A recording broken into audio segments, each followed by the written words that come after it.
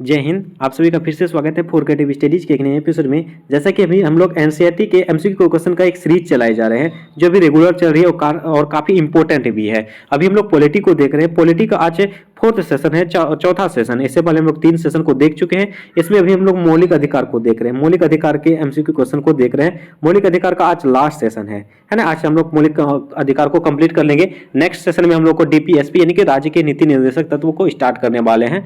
तो आप सभी थोड़ा सा उसको जो बेसिक बातें पढ़ लीजिएगा ताकि यहाँ पे आपको प्रैक्टिस करने में आसानी हो जाएगी। ठीक है, तो चलिए हम लोग आज के सेशन को स्टार्ट करते हैं। आज के सेशन में हम लोग देखने वाले हैं 49 नंबर क्वेश्चन। इससे पहले हम लोग 48 क्वेश्चन देख चुके हैं। तो आज 49 क्वेश्चन में क्या कहा जाता है कि भारत में सांस्कृतिक और शैक्षिक अधिकारों के बारे में निम्नलिखित में से कौन सा कथन सही नहीं है। कथन सही नहीं है तो आपको मैंने हर बार बोलता हूँ, कई बार बोला हूँ, ये सब जितने भी क्वेश्चन आपको मिलेंगे ना, ये सभी के सभी अच्छे लेवल के क्वेश्चन मिलेंगे। अब वो रटा रटाए वाला सवाल का जमाना गया, तो ये क्वेश्चन ध्यान से सुनना और चाहे जैसे भी हो पूरा क्लास को देखा करो यार, है ना।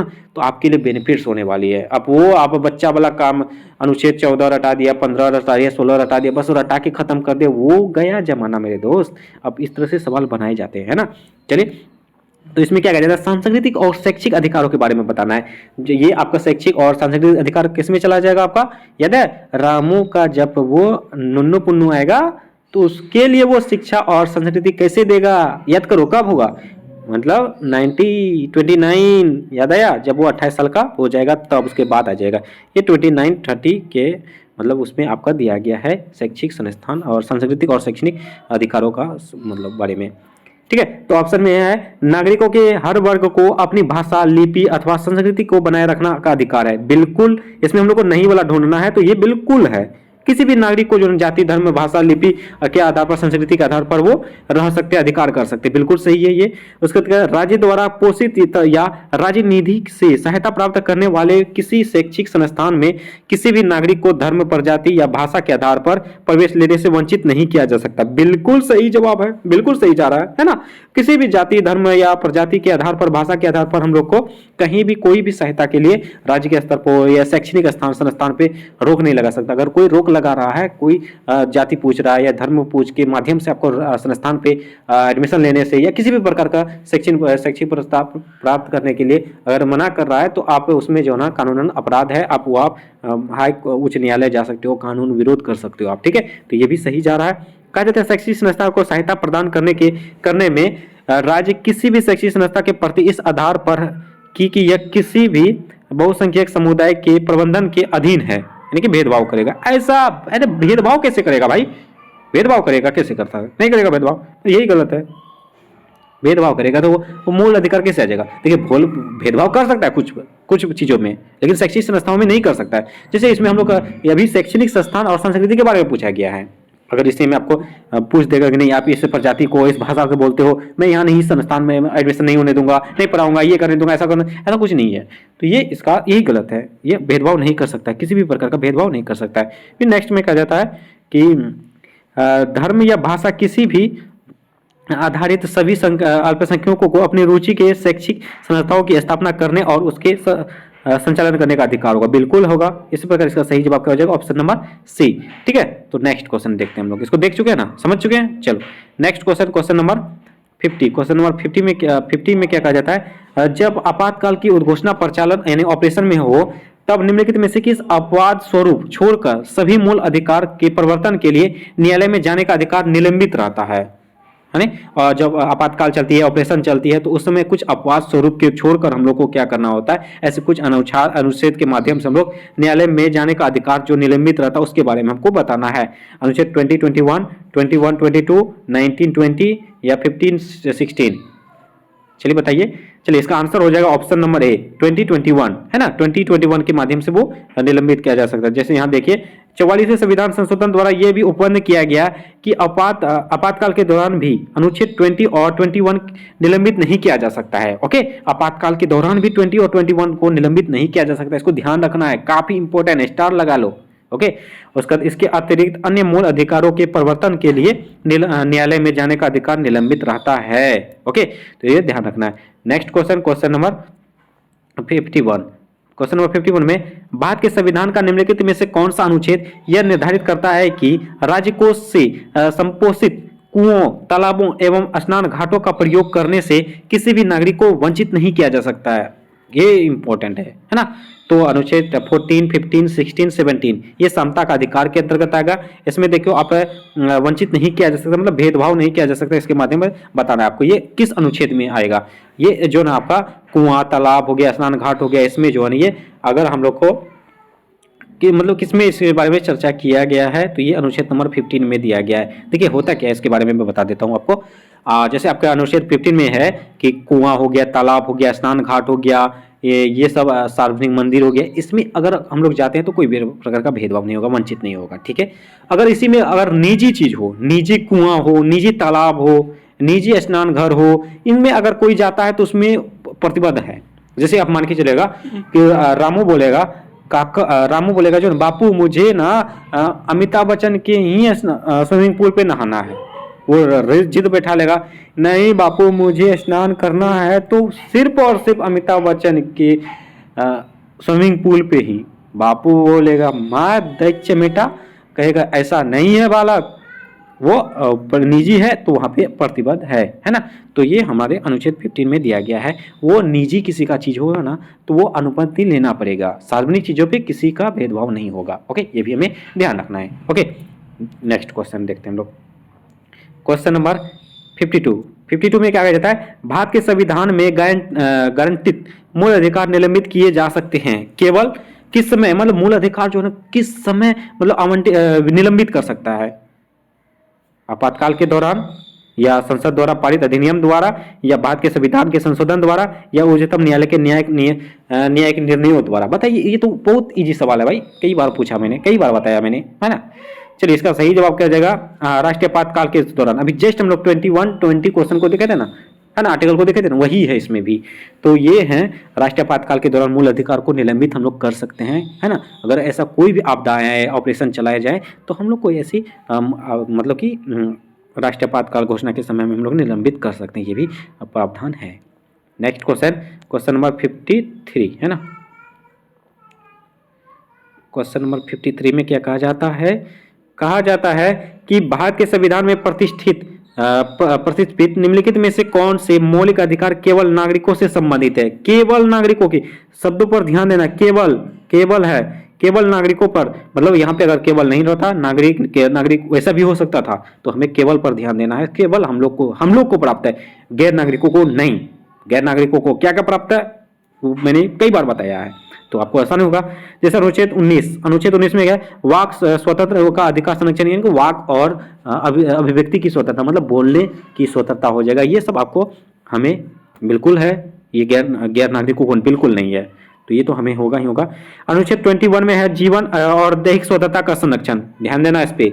उसके बाद कहा जाता है अनुच्छेद 15 में विभेद का प्रतिषेध, अभी जस्ट मैंने बताया था कुआं वाला सब, ये आपका हो गया। उसके बाद अनुच्छेद 16 अवसर की समानता, बताओ क्या होगा, क्लियर कर दे रहा हूं ताकि आपको दिखे। इसमें जो है ना हम लोग को नागरिकों को जो है ना, केवल नागरिकों का अनुच्छेद 19, अनुच्छेद 15 और 16 प्राप्त है। ये जीवन और दैहिक स्वतंत्रता गैर नागरिकों को भी प्राप्त है। ओके, गैर नागरिकों को भी प्राप्त है, ये भी हमें ध्यान रखना है। तो इस प्रकार ऑप्शन नंबर 1, 3, 4 यहाँ पे है 1, 3, 4 ऑप्शन नंबर सी इसका सही जवाब हो जाएगा, है ना। नेक्स्ट क्वेश्चन नंबर 54 में दिया गया है, निम्नलिखित कथनों में से कौन सा एक भारत के संविधान के अनुच्छेद 32 के संबंध में नहीं है। मतलब 32 क्या है, संविधानों का उपचारों का अधिकार, है ना। इसमें से हम लोग का एक ऑप्शन है जो इसमें नहीं दिया गया, उसको हम लोग को ढूंढना है। यह नागरिकों को मौलिक अधिकारों के परिवर्तन के लिए उपाय प्रदान करता है, बिल्कुल करता है भाई, बिल्कुल करता है। यह मौलिक अधिकारों का एक हिस्सा है, बिल्कुल मौलिक अधिकारों का हिस्सा है। ये 12 से 35 तक है, 35 तक हम लोग को मौलिक अधिकार है, जो कि हम लोग को इसके बीच में ही 32 आ रहा है, ये बिल्कुल मौलिक अधिकार है। उसके बाद कहा जाए अनुच्छेद 32 के तहत देरी के आधार पर उच्चतम न्यायालय किसी रेट याचिका को अस्वीकार नहीं कर सकता, बिल्कुल नहीं कर सकता, ये भी है। उसके बाद कहा था लास्ट में कि अनुच्छेद 32 के तहत सुरक्षा साधारण कानून के लागू होने पर भी लागू होती है, जो जिसका मौलिक अधिकार से कोई संबंध नहीं है। नहीं है। देखो मैं भी गलती करने वाला था, है ना। इसमें नहीं है, अधिकारों से कोई संबंध नहीं, मौलिक अधिकारों का संबंध नहीं। अरे वही भाई कैसे हो गया भाई, 32 तो मौलिक अधिकार से ही संबंधित है, तो इसका यही तो गलत है, मतलब नहीं वाला पूछा गया था, ऑप्शन नंबर डी इसका सही जवाब हो जाएगा, है ना, यहाँ नहीं दिया गया है ये, इसलिए गलत है। ओके, चलो नेक्स्ट क्वेश्चन 55 में निम्नलिखित में से कौन सा एक आदेश किसी व्यक्ति को गैर कानूनी रूप से बंदी बनाए जाने पर उसकी स्वतंत्रता सुनिश्चित करने के लिए उच्चतम न्यायालय द्वारा जारी किया गया है। यानी कि बंदी बनाने के लिए, गैर कानूनी रूप से किसी को बंदी बनाया जाए और उसकी स्वतंत्रता को सुनिश्चित करने के लिए जन उच्चतम न्यायालय किसके द्वारा जारी किया जा सकता है? बंदी प्रत्यक्षीकरण, इसके बारे में मैंने बताया था, इसका क्या अर्थ होता है, परमादेश क्या होता है, उत्प्रेषण क्या होता है, अधिकार परीक्षा क्या होता है, बताइए इसका क्या हो सकता है इसका सही जवाब? इसका सही जवाब होगा आपका ऑप्शन नंबर ए, बंदी प्रत्यक्षीकरण। ठीक है, हेबियस कॉर्पस के माध्यम से इसको द्वारा जारी किया जा सकता है। ठीक है, ऑप्शन नंबर ए इसका सही जवाब होगा। नेक्स्ट क्वेश्चन नंबर 56, कहा जाता है संस्थाएं और संघ बनाने का अधिकार किस प्रकार का अधिकार है? संस्थाएं और संघ बनाने का अधिकार किस प्रकार का अधिकार है? प्रत्येक व्यक्ति के लिए गारंटेड अधिकार ना, प्रत्येक व्यक्ति के लिए, केवल नागरिकों के लिए गारंटी स्वतंत्रता का अधिकार, ये बिल्कुल नागरिकों के समक्ष समता का अधिकार नहीं, जीवन और दैहिक स्वतंत्रता का अधिकार नहीं। ठीक है, ये ऑप्शन नंबर 20 का सही जवाब हो जाएगा, केवल नागरिकों के लिए गारंटी स्वतंत्रता का अधिकार। ठीक है, ऑप्शन नंबर 20 का सही जवाब हो जाएगा। अब अनुच्छेद 19 का ब में के तहत संस्थाएं और संघ बनाने का अधिकार केवल नागरिकों को प्राप्त एवं गारंटी स्वतंत्रता का अधिकार है। बिल्कुल, हम लोग आर्टिकल नंबर 19 का जो हम लोग 6 भागों को देखे थे, पहले 7 था तो 7 में से 1 को हटा दिया गया है, अभी टोटल 6 है, 6 में से 1 का बारे में इसमें चर्चा किया गया है, तो इसका ऑप्शन नंबर 20 का सही जवाब हो जाएगा। नेक्स्ट क्वेश्चन 57 में क्या कहा जाता है कि भारत के संविधान के अनुसार प्रतिषेध रेट किस आदेश से संबंधित है? कल के सेशन वाला सवाल है ये, है ना, तो इसको बताओ आप क्या होगा? न्यायिक और न्यायिक प्राधिकार के खिलाफ दिया गया आदेश या अवर न्यायालय को किसी विशिष्ट मामले में जहां उसे विचार करने की अधिकारिता नहीं है कार्यवाही करने से रोकना, या किसी व्यक्ति को किसी सार्वजनिक पद को जिसके लिए हकदार नहीं है धारण करने से रोकना। यह आपका यहाँ पे कूट भी दिया गया है, कूट, ये देखो आप कूट का तो आप यहाँ भी अंदाजा लगा सकते हो ना, बताइए क्या हो सकता है? देखिए इसका हो जाएगा आपका 1 और 2। ठीक है, स्क्रीनशॉट ले लो, ये क्वेश्चन इंपॉर्टेंट है तो स्क्रीनशॉट ले लो, ये केवल 1 और 2 इसका सही जवाब है ना, स्क्रीनशॉट ले लो, है ना। चलो इसका सही जवाब हो जाएगा 1 और 2। नेक्स्ट क्वेश्चन कहा जाता है निम्न में से कौन सही है? सही वाले में पूछा बताना है। कहा जाता है सामाजिक समानता संविधान में प्रत्याभूत नहीं है। अरे देश में सामाजिक समानता पहले से विद्यमान थी, देश में सामाजिक समानता पहले से विद्यमान थी, पहले से, ध्यान देना। और सामाजिक समानता संविधान में प्रत्याभूत है, सामाजिक समानता संविधान में प्रत्याभूत है। ओके, और उसमें से कोई भी नहीं, मतलब ये तो सही है भाई, है ना। ऑप्शन नंबर सी इसका सही जवाब हो जाएगा। यहाँ नहीं होगा, ये पहले कैसे होगा, है ना, तो ऑप्शन नंबर सी इसका सही जवाब हो जाएगा। 59 में कहा जाता है कि निम्नलिखित में से किसको संविधान द्वारा मौलिक अधिकारों को लागू करने की शक्ति दी गई है? मौलिक अधिकार की शक्ति कौन किसके पास है? भारत के सभी न्यायालयों को ना, संसद को ना, संविधान को ना, सर्वोच्च न्यायालय एवं उच्च न्यायालय को। बिल्कुल 32 याद आया।